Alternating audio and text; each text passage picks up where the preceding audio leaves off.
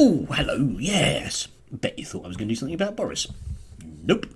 Ish. Looking at the stuff about Boris Johnson over the last sort of 12 hours or so, sort of thinking a lot last night about the difference between being balanced and being fair. A lot of the press today is neither balanced nor necessarily fair about it. To be balanced is to say that, it was a bit light on policy detail, but it did have a lot of jokes. Ho ho ho. That would probably be a balanced view of Boris's speech. A more fair one would be that he appears to, in his speech, have annoyed everyone from employers to the trade unions, which is quite a broad spectrum of people.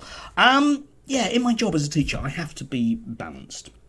It's one of the things that I have to do. Although I tend to treat my pupils, because I deal with older pupils, with a level of intelligence. And sometimes I will explicitly state to them, well, that's the balanced view, but I'll give you a fair view now. And a fair view of certain things, most of my pupils can make up their own mind about it. Oddly enough, okay, they aren't empty vessels. It's not the way that education works. Anyway, today, last night I read this piece by Frank Furedi in the Critic magazine, which is kind of like the Spectator on steroids, I suppose. Anyway, Frank is yet another ex-member of the Revolutionary Communist Party. They seem to crop up everywhere, don't they? It's kind of like, hey, invite me on Talk Radio and I'll say what you want.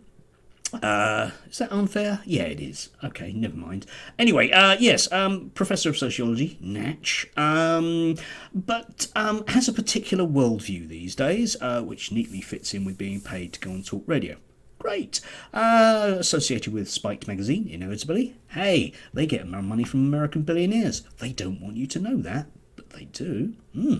Anyway, he's got a new book out, and I was reading his piece in the Critic magazine, which is all about the terrible, awful things that are happening in British schools, whereby a whole cabal of slightly less than identified Marxists are indoctrinating your children. Or maybe not. Anyway, he starts off with a quote, which I'm going to read in full because it actually made me laugh very slightly, this thing. But have a look.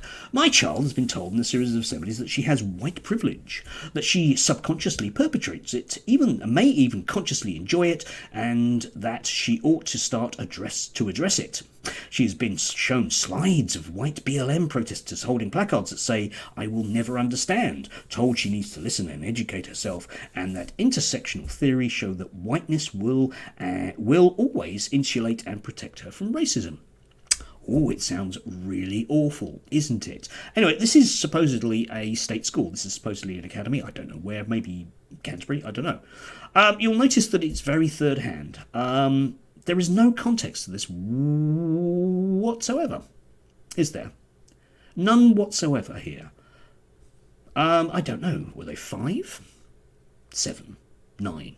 12? Nobody knows. And you'll notice that it's very third hand. It's third hand. This is something that's been said to a parent who then has said it to Frank.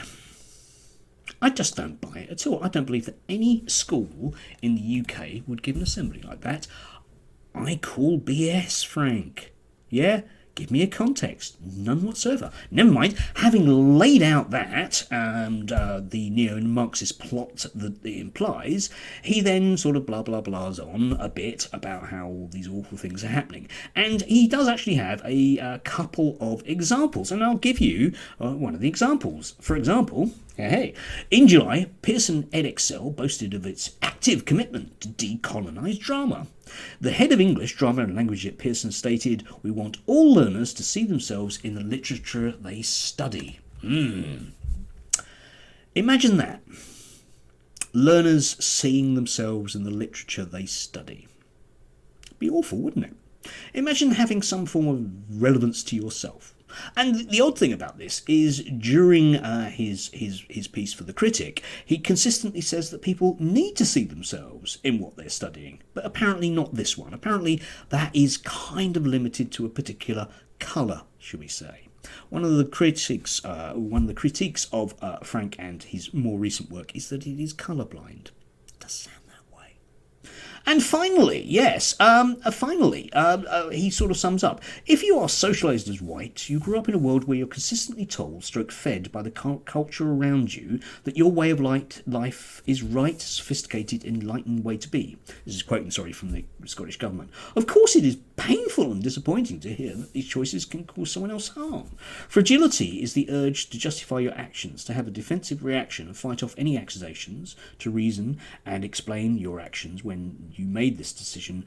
I am a good person I didn't know. Which sounds really awful and sinister, doesn't it? Imagine having to question yourself. Yeah. We call that in teaching being a reflective practitioner. It's taught to teachers. You are supposed to think about what you're doing. Oddly enough, that's considered a good thing, Frank. Professor Frank at a university, Frank.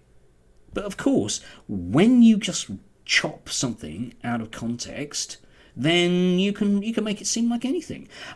His piece is full of they, them, these people doing this. So far, from what I'll post a link below. You can have a stare for yourself and see if you can come up with some sinister Marxist plot. Doesn't seem to be one, Frank, does there? No, doesn't seem to be one. Never mind. I'm sure that won't stop you getting invited onto Talk Radio again to give us your views about how awful they are. Anyway, rant over. Thursday, not quite sure. I'm supposed to be teaching sociology this morning. Waiting to hear from a parent. Ooh, I don't know. Oh, I've got to wait. We'll wait and see. Anyway, the day's going to be quite nice. Need to fix my bike, I think. Yeah, we'll do that today if we're not actually teaching this morning. We'll see. Anyway, have a lovely one.